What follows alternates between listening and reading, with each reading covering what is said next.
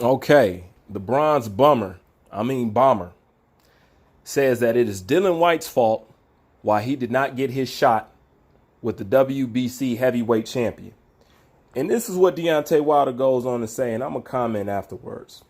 One of his excuses and reasons why he say the fight didn't happen between him and Dillian Whyte, he goes on to say that I told Dillian Whyte, I gave him two options. I told him to sign with PBC, Al Heyman, Premier Boxing Champions, when he came over here network shopping or whatever he was over here doing. So I told him, yeah, just sign with us. A one-fight deal. Then no problem. We'll get that fight on. We can get it on. I'll give you that shot. But that's one time. Strike. Okay? Then he also goes on to give up another excuse. He said, I don't want people to feel sorry for him. I really don't. I know I came out and I said it's a shame with what's been going on, but it's a shame what's been going on because of his own actions, pointing out the undefeated puncher. I want to clear that up. It's because of his own actions. He allowed himself not to have this opportunity because he had 3 times, really 4. All right. Now, that's why I'm going to interject right there. Number one, Deontay Wilder has said many of times, I just want to prove I am the best. I know I'm the best. Are you up for the test? How many of y'all remember that? Okay? When it comes to the best fighting the best, don't networks or signing with this person stop the best from fighting the best if it's really about the best fighting for best. And Deontay Wilder, is you scouting for Al Heyman now? What, you a runner? You a recruiter for PBC, Premier Boxing? Why would he need to sign with Premier Boxing after you just told the world that you were a free agent when it came to the Anthony Joshua fight? Huh? See, this is what I'm talking about. Lie after lie, contradiction. I don't think there's nobody that caught this fool in more lies than me. How can you say he needs to sign with PBC when you say you are a free agent? So why does he need to sign with PBC in order to fight with you? See, these PBC fighters are lying. You are not permitted to do what you want. You have to sign a contract with Al Heyman. Okay? You got a muzzle put on you. You got a restraining order put on you, and you can't do what you want. What does he mean by sign with us? What is us? Sign with us. First of all, you're supposed to be independent, okay?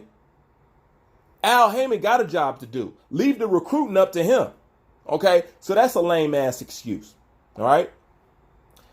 Then he also turns around and talk about, he gave him this shot, and he also talked about he promised to fight Dillian Whyte if he promised to sign and fight with Luis Ortiz.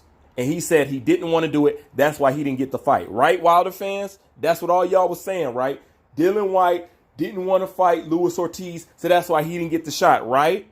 Right? That's what y'all been saying, right? Okay. Well, do me a favor for all those that are saying that. The DAZN has their own YouTube channel.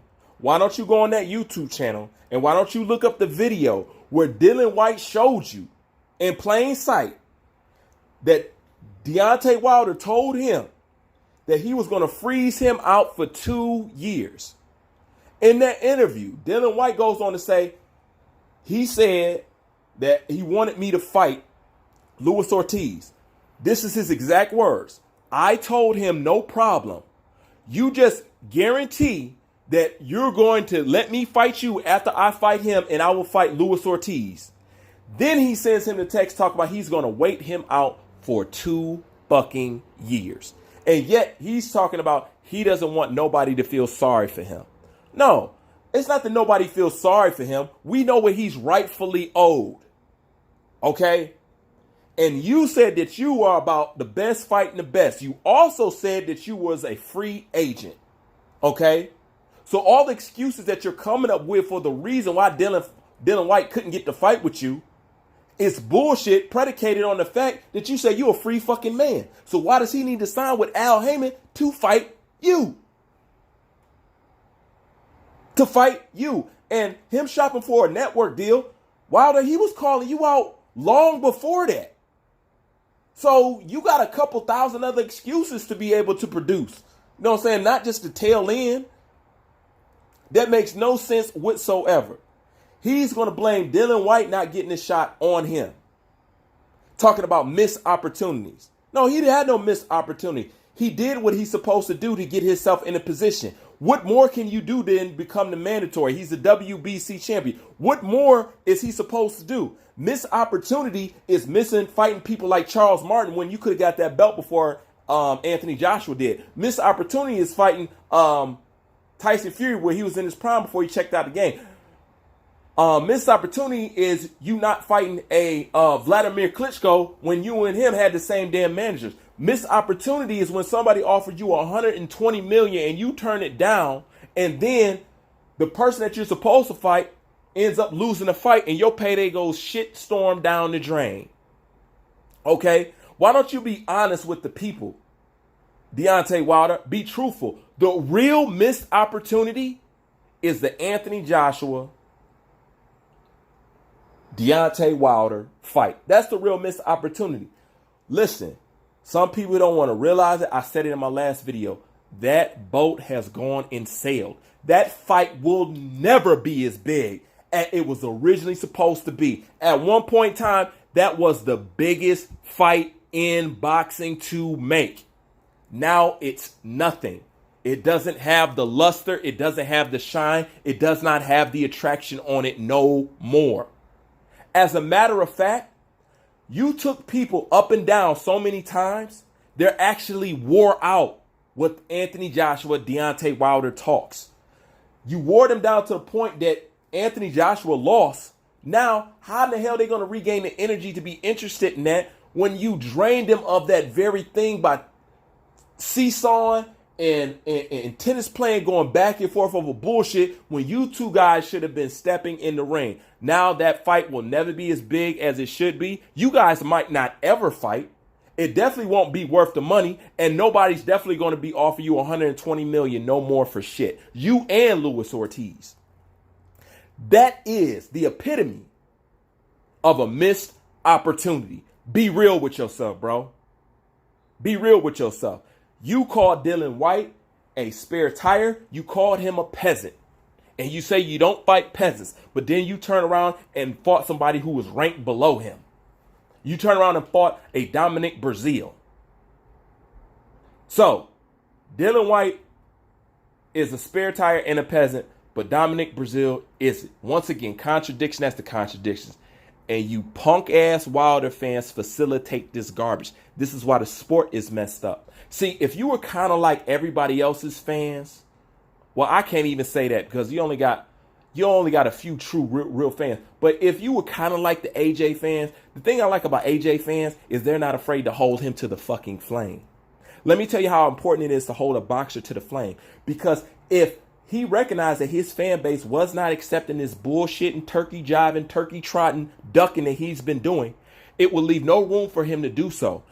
Deontay Wilder is under the impression and aware that he has a fan base that will make up an excuse for him no matter what he produces. So therefore, he can hide behind that fan base and not give you what you want because he knows that there's a group of people that will simply sit up here and defend him simply because to despite Anthony Joshua or to spite Eddie Hearn or to spite this or despite that, while recognizing he's ducking, he hasn't fought anybody, he hasn't been working on his skill, and he has a shitty ass resume. Yeah, you got a hell of a fan base, bro. I will give you that. You got a hell of a fan base. The only fan base I seen worse than this was the Conor McGregor fan base. But you got some delusional people. But this is the problem. Fans like those hurt the sport because they create a fence, a wall in which the boxer can hide behind. Because if his own fans start to say, look, we ain't accepting this shit, bro. Okay, it will force his hand because you're nothing in this game without the people and the notoriety behind you to be able to push and to be able to sell the tickets. Okay, so fans like that is the reason why boxing is fucked up today because you protect cherry pickers, bullshitters, and people who don't got good resumes. Hence, that's the whole existence of Triple G. I don't care what you want to say. You know what I'm saying? People can see all the ducking and all the cherry picking in Wilder and Charlo and Spence and Floyd Mayweather, but when they turn their gauges on Triple G, all of a sudden they don't see it. I don't know how that's possible. How can you judge Deontay Wilder but not judge a Triple G? It's the same shit. These same people are critical of fuckers Anthony Joshua, but they don't see no wrong with Anthony Joshua. It's fans like y'all that fuck this sport up. And if I had it personally my way, I will drag you in the back of the cheapest Chinese food restaurant alley and execute your ass on spot. Period. But like always, that's my thoughts. Leave your thoughts in the comment section. Bruce Vane, I'm out.